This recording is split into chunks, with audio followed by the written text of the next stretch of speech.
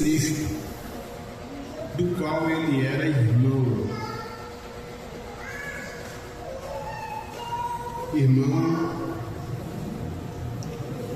por parte de Maria e José, mas Jesus não foi concebido como eles foram. Assim como Tiago, Judas, o penúltimo livro da Bíblia, atrás apenas de Apocalipse, também é irmão de Tiago, irmão de Jesus. E ambos se converteram quando eles viram a ressurreição de Jesus.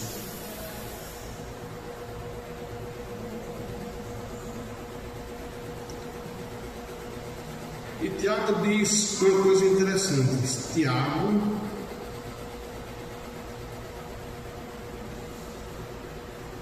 servo de Jesus Cristo.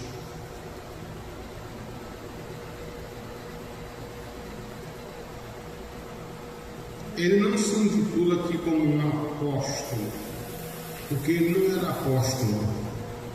Apóstolos são aqueles 12. Judas se corrompeu, entrou Paulo no lugar dele. E pronto. Efésios 11, 4:11 diz, e ele mesmo deu uns para, aí está lá também os apóstolos, apóstolo, mas o apostolado, o ministério de apóstolo, encerra-se nesses 12.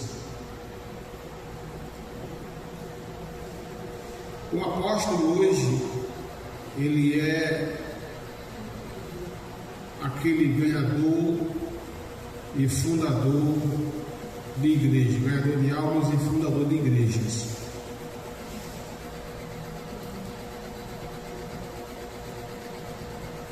E ele escreve as 12 tribos de Israel.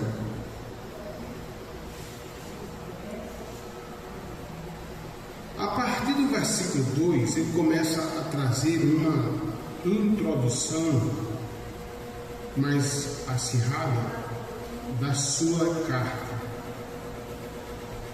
falando aos crentes nas diversas comunidades espalhadas onde estavam os crentes em Jesus. Ele diz essa palavra: meus irmãos, tende por motivo de toda alegria o passardes por várias provações,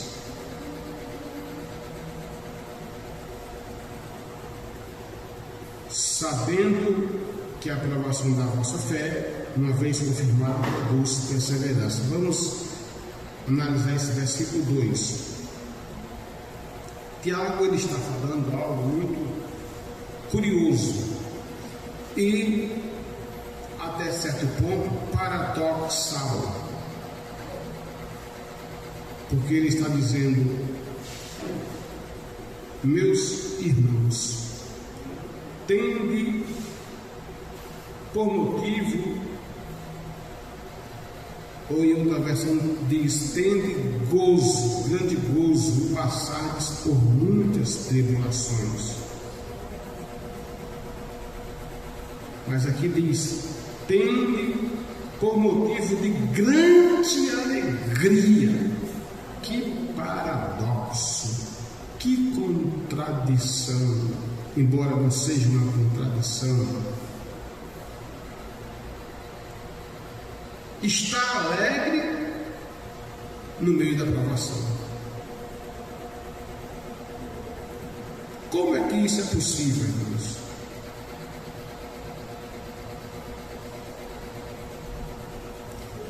E dizer isso não é fácil, não. Se eu disser a vocês que é fácil ser crente, se eu disser a vocês que é fácil ser cristão,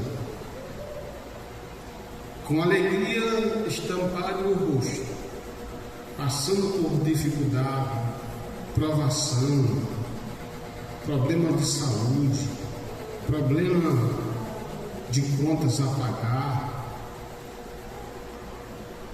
perseguições, invejas, calúnias, e a gente andar com um sorriso no rosto, não é fácil não.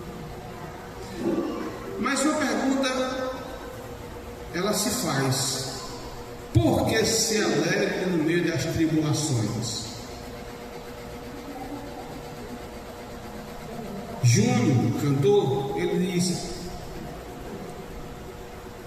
se olhares para o Calvário, vai notar o que Deus fez por te amar. Irmãos, o que é que nos pode gerar alegria no meio de um caos? O que é que pode gerar em nós alegria no meio de um caos? O que é que pode gerar alegria no meio de um caos? Essa alegria ela é gerada quando a gente olha para Cristo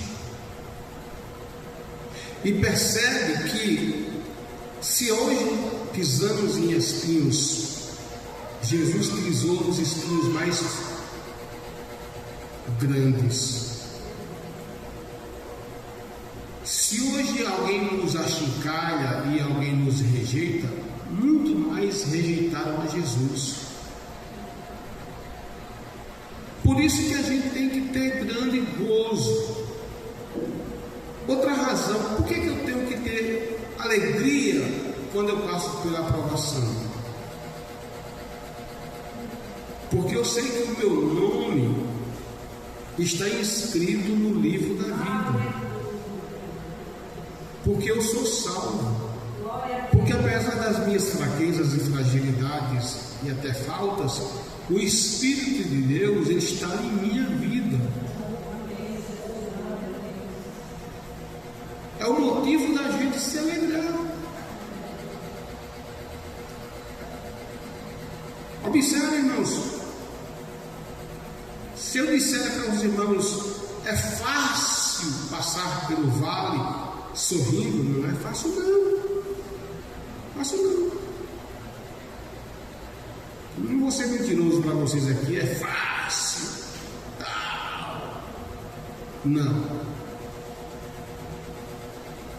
E a Bíblia mostra homens que eram homens que tinham mais fé do que nós. Elias, que não aguentou a pressão, fugiu. Homens como, por exemplo, Moisés. O povo achincalhou, perturbou, infernizou a mente dele, ao ponto de ele pecar, ferindo a rocha 2 vezes. Não é fácil não, irmãos. Agora me chama a atenção quando ele diz: tende por grande gozo passares por muitas provações.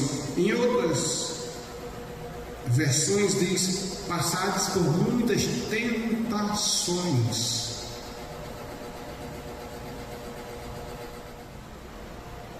Aí você para e pensa: que complexidade, que paradoxo é isso. Passo pelas provações com alegria. Isso me recorda o que Paulo escreveu aos Coríntios, capítulo 12, segunda carta. Quando Deus mostra a ele as revelações, ele foi arrebatado até o 3º céu, viu coisas inefáveis. Mas para ele não se desobedecer, Deus permitiu que viesse sobre ele um espinho na carne, mensageiro de Satanás, para lhe esbofetear. E aí ele diz: por um motivo qual eu orei ao Senhor por 3 vezes, E quando ele ora ao Senhor, o Senhor Jesus diz que não iria tirar aquele espinho, mas disse: a minha graça te basta. Irmãos, se nós descobríssemos o valor da graça, a graça, nós daríamos pulos de alegria, porque a Bíblia diz que pela graça sois salvos, mediante a fé. E isso não vem de vós, não vem de obras, para que ninguém se glorie. A graça é o que nos conecta com Deus, é o que nos liga a Deus. A palavra graça vem da palavra grega charisma, que significa uma doação, um favor de graça, um favor imerecido. É como se alguém chegasse para você e lhe desse uma grande bênção, e você perguntasse: quanto é? E ela dissesse: é de graça.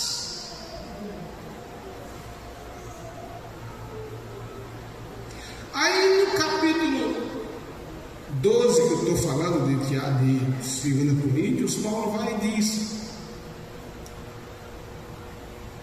pede para o Senhor remover. O Senhor Deus disse que não, a minha graça te basta. Aí o Senhor Jesus vai e diz: porque o meu poder, repita comigo, porque o meu poder se aperfeiçoa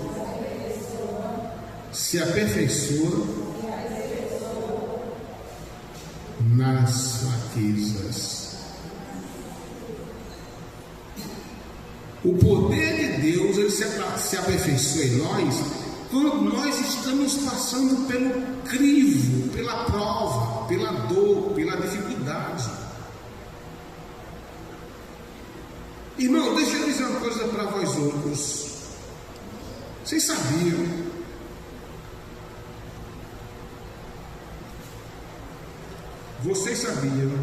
a minha graça, porque o meu poder se aperfeiçoa na fraqueza. O que eu estava dizendo era isso. Irmãos, é um negócio impressionante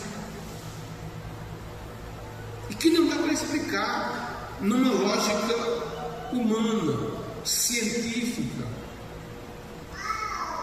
Mas vocês aqui hão de concordar, hão de lembrar que quando vocês passam por uma prova, por uma dificuldade, quando vocês passam por uma dificuldade, por uma prova,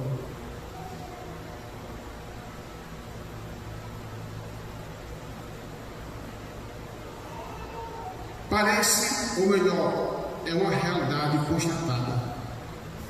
Desce o Espírito da glória de Cristo sobre nós.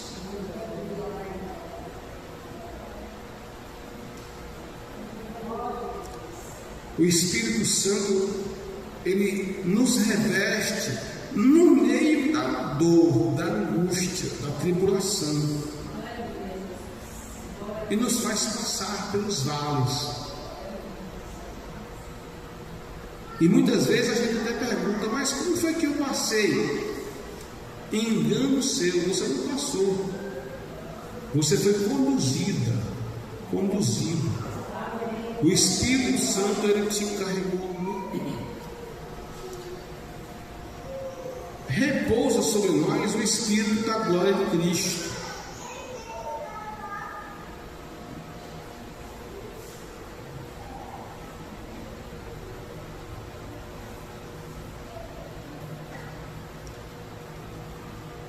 E ninguém consegue entender por que fulano de tal está passando por aquilo não desiste, não deixa de vir para o culto, não deixa de cultuar, não deixa de adorar, não deixa de dizimar, não para de servir, continua no grupo, não sai do conjunto, serve a Deus nas suas limitações. A resposta está em Deus.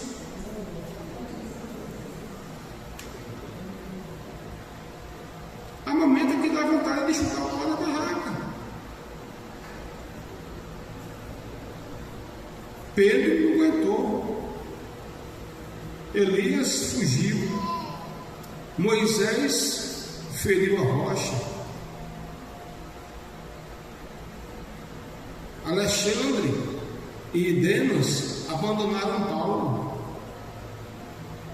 causaram-lhe grandes transtornos.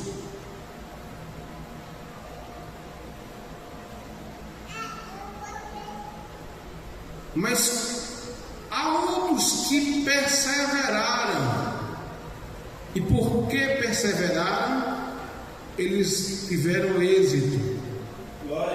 A Bíblia diz assim, que da fraqueza tiraram forças. Aleluia! Glória a Deus! Da fraqueza tiraram forças. Aleluia! Glória a Deus!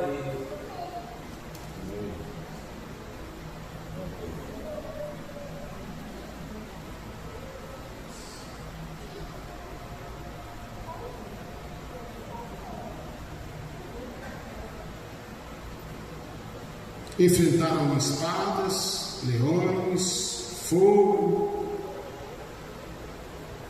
mas das cinzas eles se renasceram. Por quê?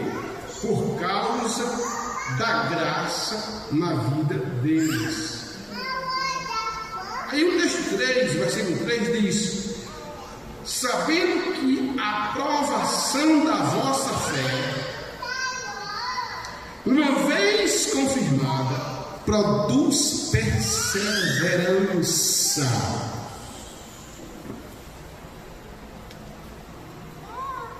E vou repetir: sabendo que a provação da vossa fé, uma vez confirmada, produz perseverança.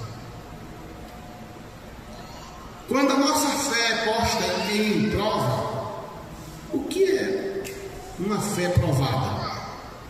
O que é alguém que está tendo sua fé provada? Aquela mulher Sírio-Fenícia, ela teve a sua fé provada. Jesus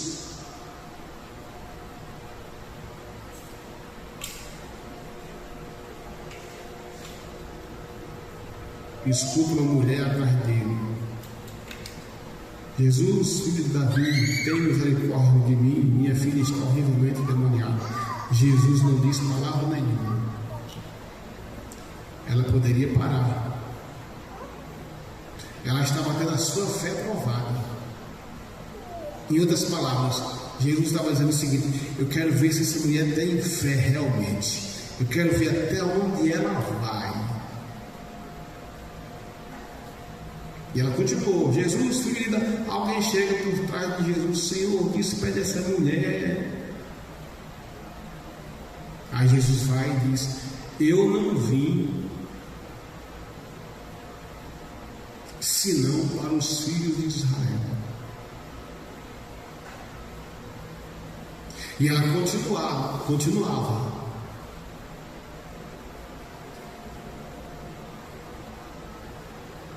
Despede. Aí Jesus vai: olha, não é lícito pegar pão e deitá-lo aos cachorrinhos.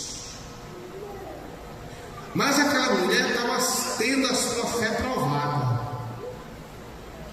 Aí ela vai e diz: sim, Senhor, mas também os cachorrinhos comem as migalhas que caem da mesa de seus senhores. A Bíblia diz: e ela o adorou. Quando ela fez esse ato, aí não deu outra. Naquele exato momento, Jesus chegou e disse: mulher, aliás, eu nunca vi uma fé dessa nem em todo Israel. Mulher, vai, e como tu deseja, seja contigo. A fé daquela mulher foi provada. Talvez você e eu estejamos sendo provados, testados, e não estamos sabendo. Eu estou falando de mulher, e aqui tem mais mulher. Por que não falar de Rebeca? Quando Eliezer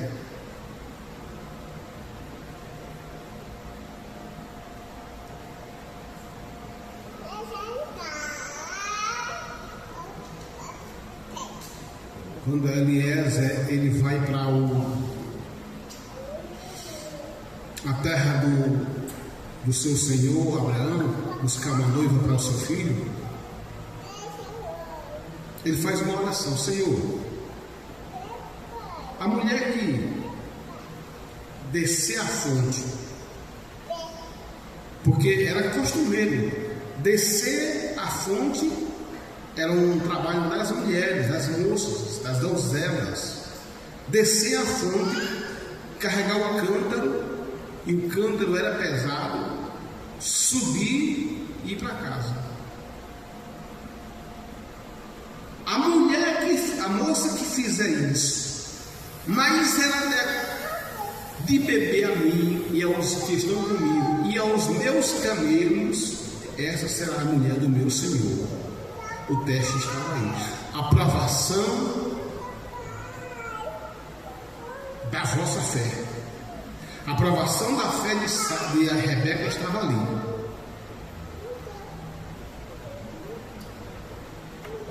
Vamos imaginarmos, vamos remeter nossa mente, vamos botar nossa mente para funcionar. 4.000 anos, mais de 4.000 anos atrás, Abraão. Vamos imaginar o cenário. Vamos imaginar Eliezer num lugarzinho, talvez debaixo de um pé de tâmara, numa sombra, depois da oração, olhando as moças chegando, enchendo o campo e indo para casa. E eu posso imaginar Eliezer, primeira reprovada. Veio outra, pegou o campo, encheu de água, foi embora, e ele reprovada. Veio outra, encheu o campo, subiu e foi embora, reprovada. E isso aconteceu com muitas, até que chegou Rebeca. E Rebeca fez todo o procedimento como as outras fizeram. Desceu a fonte, encheu o cântaro, mas fez diferente. Foi prestativa. Aleluia. Deu de beber a Eliezer, deu de beber aos que estavam com Eliezer na comitiva, e deu de beber aos camelos. O que me chama a atenção, irmãos, é que para encher, para dar água aos camelos, era algo difícil. Por quê? Um camelo só, ele tem capacidade de beber muita água, porque ele caminha muito deserto afora. Então ele tinha que beber muita água. Agora imaginei quantas vezes aquela moça não desceu e subiu com água nas costas. Eliezer poderia muito bem ir lá e ajudar, mas o teste era se ela fizer isso, ela será a mulher do meu Senhor Isaac. Aleluia. Aí eu aproveito o ensejo e digo com propriedade: você está sendo provada. Eu estou sendo provado na minha fé, para que a minha perseverança venha gerar, venha produzir, venha ser confirmada e venha produzir perseverança. Irmão, nada é por acaso.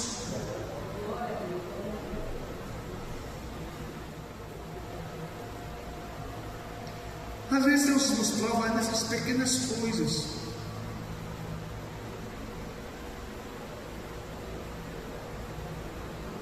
Agora observe. Uma vez confirmada, produz a fé, uma vez confirmada, produz perseverança. Aí ele conclui: ora, a perseverança deve ter ação completa. Aquela mulher que eu pouco citava, Sirofenícia, de Mateus 15, a Bíblia diz que ela clamava, pedia, mas não ficava de braço cruzado. Ela agia, ela ia atrás, ela perseverava. Jesus dava, aqui eu vou usar uma linguagem, dava uma tapa nela, mas ela não voltava atrás. Ela não retrocedeu. Tem crente tão no fino, não sei se alguém já ouviu essa palavra, sabe o que é no fino? Crente tão sensível demais, que o pastor não pode exortar, não, fica com raivinha. Não vem para a igreja mais, não, porque o pastor repreendeu. Ah, meu Deus do céu, não prestava para o tempo de Jesus, não. Jesus dizia sepulcros caiados, João Batista dizia raça de cobra. Quem vos ensinou a fugir da ira vindoura. Jesus chamava geração perversa. Mas hoje eu escrevo mimizento, que é para intimidar o pastor. Irmão, a tocada é essa. Quem não quiser receber a exortação, a palavra dura, fica em casa. Não é para ficar. Mas para vir murmurar, a pancada é essa. E eu não tenho aqui, porque. Não, a família não, porque essa família não. Aqui é todo mundo mesmo. É filho, é filha, é tio, é tia, é irmão, é cunhado, é sobrinho. Lá fora, aqui é todo mundo mesmo, um ou outro. Eu tive que corrigir o colega, meu filho, eu corrigi. Domingo passado aqui, usou uma expressão, eu tive que corrigir. Mas o irmão fica mimizento. Aqui, pastor. Eu estou até bonzinho, sabe disso? Eu estou até bonzinho, porque eu já fui mais duro. Ninguém nunca ouviu uma doutrina do pastor Manuel Marcos, não. Nada. Poucos viram aqui. Os presbíteros de antigamente batiam. Mas não é bater, espancando, então somente por espancar. Era dentro da palavra. E ninguém se desviava do que o pastor exortava. A perseverança deve ter ação completa.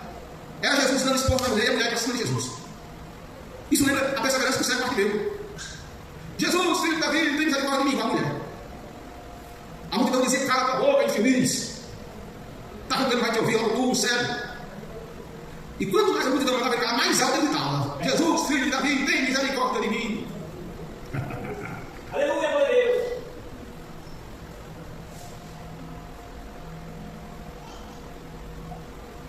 Se não fosse a perseverança daquele cego, ele até hoje ele teria morrido como cego. Mas a multidão que queria abafar não conseguiu, por causa da perseverança daquele homem, a ponto de chamar a atenção de Jesus e Jesus chamar ele. Não sei como é que não sei, mas o cego foi. E Jesus disse: o que queres que eu lhe faça? Olha a besta chegando. Eu quero ver, Senhor. Vai, veja, a tua fé te salvou. Irmão, se não fosse a perseverança daquele homem, ele não teria sido curado. Deus está permitindo essa provação para que a tua fé brilhe e a tua fé venha produzir perseverança, e essa perseverança vai fazer você ser conquistador de uma grande vitória. E eu vou concluir, calma. Para que sejais perfeitos e íntegros, em nada deficientes. Deficiente aqui não é deficiente físico, é deficiente moral, espiritual. A perseverança deve ter ação completa. Para que sejais perfeitos e íntegros, em nada deficientes. Vejam, saindo do versículo 4, depois a gente fala isso.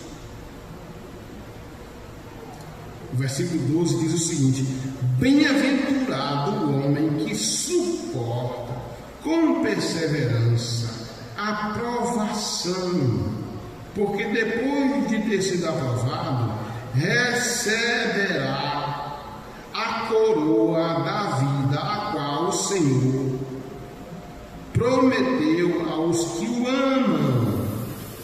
Repita todos comigo: bem-aventurado o homem que suporta com perseverança a provação, porque depois de ter sido aprovado, receberá a coroa da vida, a qual o Senhor prometeu aos que o amam. Deu para entender isso aí, irmãos? Tiago continua dizendo: bem-aventurado o homem que suporta com perseverança a provação.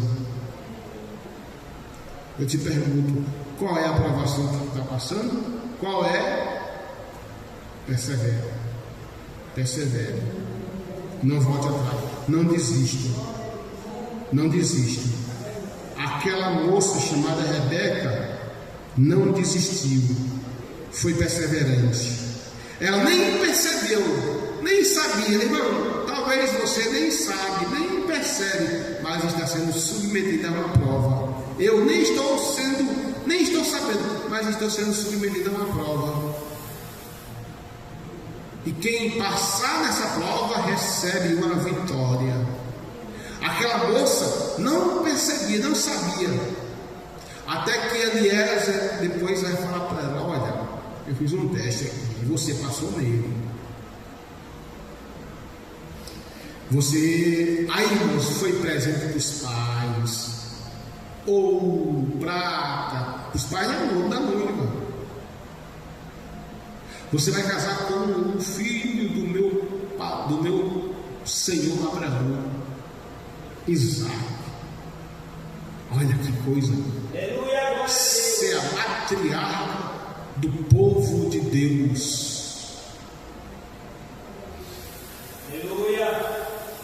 Ser a mulher escolhida para tipificar a igreja de Cristo. E ela foi abençoada.